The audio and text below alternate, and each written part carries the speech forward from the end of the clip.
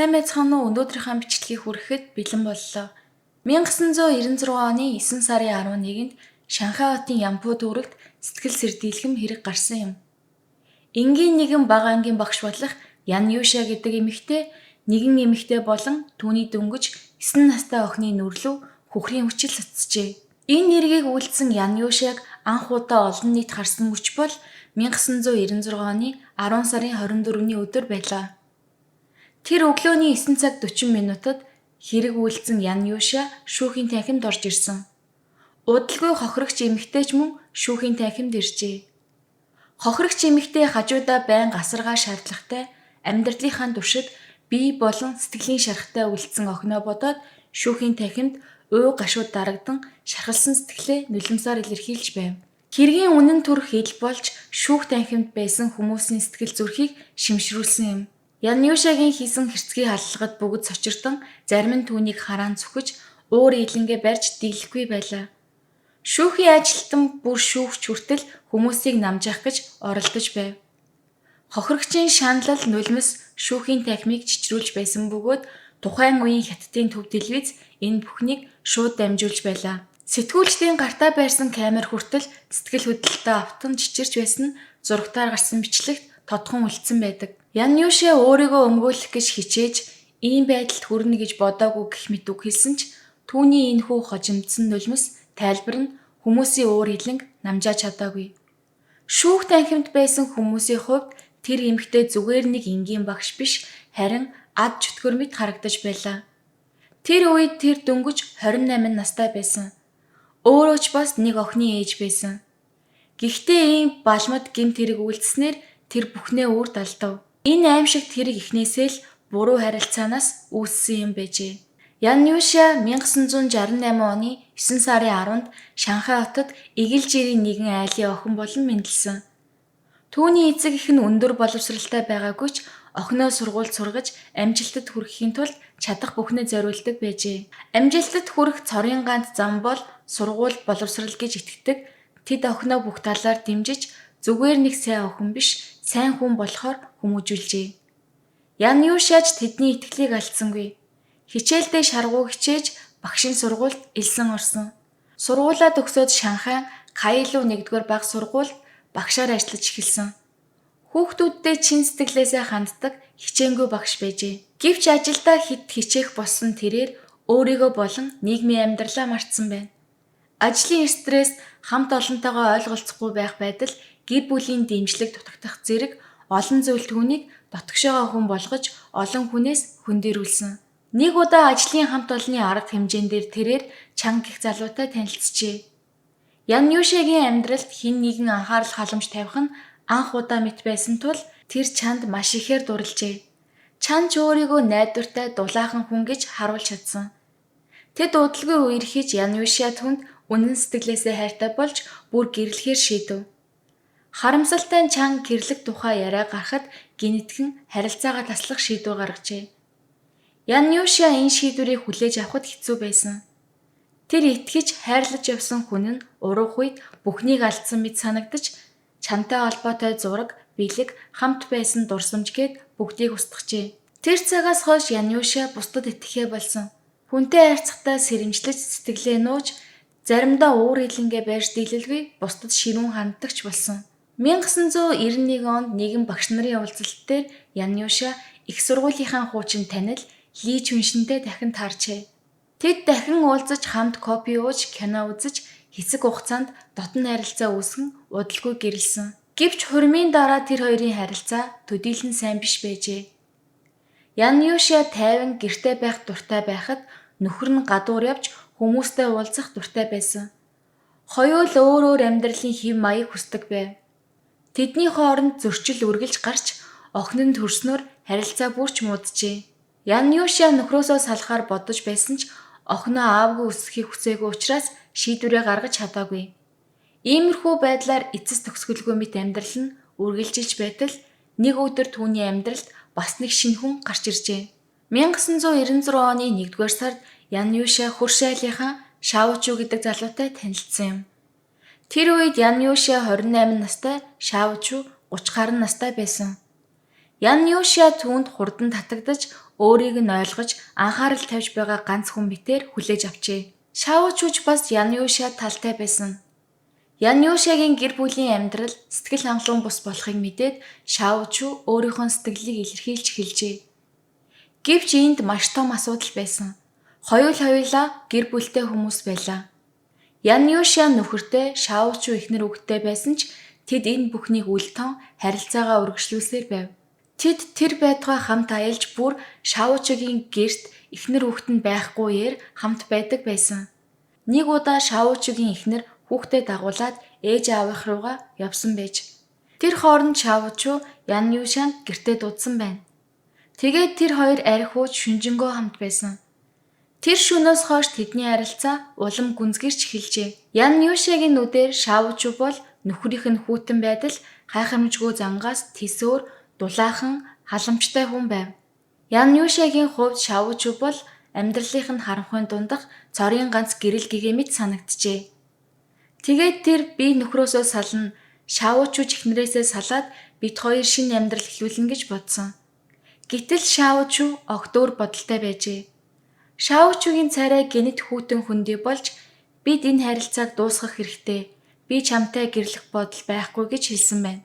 Энэ хариулт Янюшад маш том цохилт өгч түүний бүх итгэл найдвар нурах шиг болжээ. Өмнө нь түүнийг хуурж орхисон хоёр жир хүн байсан. Тэгэхэд ч гэсэн тэр их шаналж байсан. Гэтэл яг тэр гунигт түүх дахин давтагдаж 3 дахь удаага яг ижил зүйл өөрт нь тохиолдно гэж хизээж төсөөлөөгүй юм. Тэрээр намайг хинж жигнэсээ хайрлаж байгаагүй юм байна гэсэн бодолд автжээ. 1996 оны 8 сарын 8-нд Шаочу Янюшанд албан ёсоор харилцаагаа дуусгая гэж хэлсэн.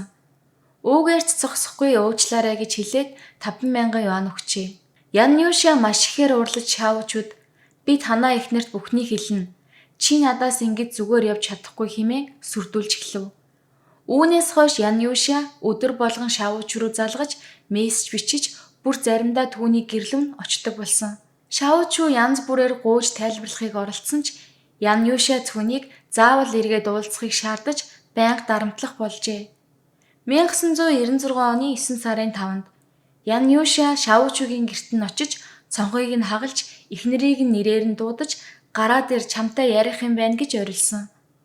Гэвч Янюша мэдээгүй нэг зүйл бол Шаочу аль хэдийн эхнэртэй бүх үннийг хэлж уучлалт гуйж эхнэр нь түүнийг уучлсан байжээ. Шаочуч бас энэ байдлыг төвчж чадалгүй Янюшагийн ажиллаж байсан сургуулийн захирал руу залгаж түүнийг өөртөө нууц амаргийн харилцаатай байсныг нь хэлж энэ эмэгтэйгээс хол байлгаад өгөөч гэж гуйсан. Энэ бүх явдлуудын дараа Янюшагийн хувьд түүний амьдралын гол орон зай болсон ажил сургууль дээрээч хүлээн зөвшөөрөгдөхөө болсон. Хамт ажиллах хүмүүс нь түүнийг үл хүндэтгэж хүндий хандаж эхлэв. Нэг осондоо тэр бүх талаараа ганцаардаж гүн шаналл гомдолд автсан юм. Энэ бүх явдлаас болоод Янюша сэтгэл санаагаар ихээр унаж эцэст нь энэ хүнийг үнэхээр зовоо гэвэл хамгийн хайртай хүнийг нь гимтээхээс өөр арга алга гэж бодох болсон байна. Тэр хүн бол Шаочугийн эхнэр болон охин нь байсан юм. 1996 оны 9 сарын 9-ний өдөр Янюша маш аимшигтай зүйл хийхээр шийджээ. Тэр сургуулийнхаа сурагчийн ааваас манай гэрийн угаалгын өрөө бүглрөөд цэвэрлэхэд туслах химийн бодис хэрэгтэй байна гэж гуйсан байна. Сурагчийнхаа ааваас 95% маш хүчтэй хөхрийн хүчил буюу шингийн хэлбэрийн хүчил авсан юм. Сурагчийн аав эхэндээ маш их эргэлзэж эн чинь маш аюултай эдчүүдээ гэж хэлсэн ч Янюша бол түүний хүүхдийн багш байсан тул эцэст нь итгээд өчгчээ. Хөхрийн хүчлийг 2 жижиг шилэнд хуваан хадгалсан Янюша 2 хоногийн дараа буюу 9 сарын 11-ний өглөө төлөвлөгөөгөө хэрэгжүүлв. Эхлээд тэрээр Шаочугийн охин болох 9 настай охиныг сургуулиас нь худлаа ярьж авч явжээ. Тэгээд охиныг хөнгүү хаягдсан барилгын талбай руу авч явсан байна. Тэнд очиод Янюша их чинь чиний үсийг угаагаад өгье гэж хэлжээ. Ингээд ардлаас нь охины толгойг чанга татаж нөгөө хөхрийн хүчлээ нүүрлүү насгсан байна. Охин газар орилон унаж аимшигт өвдөлт мэдэрч нүд нүүр нь тэр дороо түлэгдсэн. Үүний дараа Янюша дугуй унан Шаочугийн гэрлөө очижээ. Тэнд очиод эхнэрлүүнч муу адил хөхрийн хүчил цацсан байна. Эхнэрийнх нь нүүр нь бараг хайлж гар нуруу хөлн ноцтой түлэгдэл авсан. Гэвч Ян Юшиа энэ үеэр гараа түлсэн учраас эмнэлэг рүү очиж эмчилгээ илгэсэн байна. Дараа нь тэр цагдаад би энэ бүхнийг хийсэн гэж хэрэгээ үлээжээ. Шаочугийн охиныг гудамжинд явж байсан нэгэн иргэн олж түргэн тусламж дуудаж эмнэлэгт хүргэсэн. Гэхдээ охин аль хэдийн гүн түлэгдэлтэй хоёр нүд нь гэмтсэн байжээ. Харин эхнэр нь мөн адил нүүр, гар, хөл нуруундаа гүн түлэгдэл авсан. 1996 оны 10 сарын 24-ний өдөр Шанхайн дунд шатны ардын шүүхэд уг хэргийн анхан шатны шүүх хурал болж Ян Юшиаг шүүх дахин тавьчирлаа. Тэр нүдний шил зүүж жижиг биетэй сул дорой мэт харагдаж байсан ч тэрний хийсэн хэрэг бол жинхэнэ аимшиг байсан. Шүүх танхимд байсан хүмүүс түүний үйлдэлийг сонсоод чочирдон, олон хүн уйлж бухимдсан хүмүүс түүнийг доромжилж хашгирч байв. Шүүх хурлын танхимд хүмүүсийн уур бухимдал, уй гашуу хэтэрхий их байсан тул шүүгч өөрөө оролцож байж л намжаач чадсан. Бүр сэтгүүлчдийн камер хүртэл сандарснаас болоод чичирч байсан гэдэг. Хохирогчдын ар гэрийнхэн тэр дундаа ээж нь охиноо насан туршдаа хараагүй болж 80% түлэгдэлтэй үлдсэн тухай сонсоод шүүхээс хамгийн хүнд ял өгөхийг шаардаж байв. Ян Юшиа өөрөө ч хэрэг хийснээ хүлээн зөвшөөрсөн бөгөөд жирэмсэн гэдгээ хэлж өршөөл хүссэн ч тэр нь худлаа байсан гэдг нь сүүлд тогтоогдсон. Тухайн үеийн хуулиар жирэмсэн эмэгтэйд цаазын ял оноож болохгүй байсан тул Ян Юшиа жирэмсэн гэж хэлсэн боловч 2 ч удаа хийсэн эмнэлгийн шинжилгээгээр тэр жирэмсэн биш болох нь батлагдчихжээ. Ингээд шүүх бүрэн нотлохоо хэргийн хүнд ноцтой байдал олон хүний сэтгэл зүйд үзүүлсэн нөлөө зэргийг харгалзан үзэж 1996 оны 12 дугаар сарын 10-нд түүний гомдлыг хэлэлцэх дээд шүүхээс ч бас цаазын ялыг хэвээрүүлдэж тухайн өдөрт нь ялыг гүйцэтгэв. Ян Юшиа 28 настай бага ангийн багш эмэгтэй. Тэрээр улаарал үш хонзон гомдлоо дарж чадаагүй төлөө ийм харгас хэрэгүүлдэж богинохон амьдралаа өөрийн гараар төгсгсөн юм. Харин хохирогч охин тэр 9 настайдаа нүдгүй болж 80% түлэгдэлтэй маш олон удаа айрс нөхөх мэт заслалд орсон ч хизээч хэвийн амьдралдаа эргэн орч чадаагүй. Сэтгэл зүйн хувьд бүрч хүнд байсан. Түүний эмээ буюу Шаочигийн ээж энэ бүхнийг сонсоод хэрэг гарснаас хойш 40 хоногийн дараа зүрх нь хаагдаж нас барсан. Цаашид хохирогч охин сургуульдаа явах боломжгүй болж гэртээ л байдаг болсон. Шаочу нэгэн ярилцлагадаа намайг буруутгаж байгаа хүмүүсийг буруутгахгүй. Би л энэ бүхний эхлэл байсан. Хамгийн үнцэнтэй бүхнээ алдсан гэж ярьсан байдаг. Тухайн үеийн олон нийтийн сүлжээ, хэвлэл мэдээллийн хэрэгслээр энэ нэрийг маш их анхаарал татаж, хайр дурлал нэрийн дор хүн хүнээс сүтгэдэг хамгийн харанхуй хар хүч гэсэн сэтгэлдлүүд олноор гарсан байдаг. Ялангуяа багш хүн тэр тусмаа эмэгтэй хүний хувьд ийм харгас гэмт хэрэг үйлдсэн олон нийтийн сэтгэл зүйд гүн шок болж үлдсэн. Мөн энэ хэрэгээс хойш Хятадын олон хотод тусгай хорт бодисуудыг иргэдэд зарахыг хязгаарлах хатуу бүртгэлтэй болгох, хууль дүрм чангарах эхлэл болсон гэж судлаачид үздэг. Учир нь Ян Юшиагийн худалдан авсан 95% агуулмжтай хүчтэй хүчил болох хөхрийн хүчил нь тухайн үед энгийн аргаар авч болох үз түвшинд байжээ. Хэрэг гарсны дараа хохирогч охины телевизийн баримтад нэвтрүүлэг гарч олон хүн хандив өгч сэтгэл санааны дэмжлэг илэрхийлсэн байдаг. Гэвч түүний бие махбод сэтгэлийн шарх нь хизээч бүрэн эдгээгүй. Харин Ян Юшиагийн охин тухайн хэрэг гарсны дараа бүх зүйл миний амьдралыг сүрүүлсэн хэмээн мэдэгдэж дунд сургуулийн насандаа дээрлэхэлд гадуурхал ихээр амссан байна. Тэрээр ангийнхаа групп чатад би хизээ нэг өдөр хариугаа авна гэсэн мессеж үлдээгээд сураггүй алга болсон гэх мэдээлэл бий.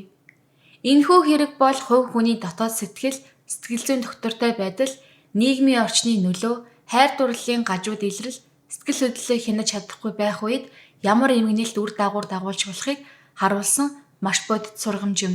Ингээд энэ аимшигтай хэрэг олон хүний амьдралыг үүрд өөрчилсөн эмгэнэлт түүхийн талаар дэлгэрэнгүй өгүүлсэн өнөөдрийн бичлэг маань энэ үрээд өндөрлөж байна. Дараагийн бичлэгээр уулзцгаая.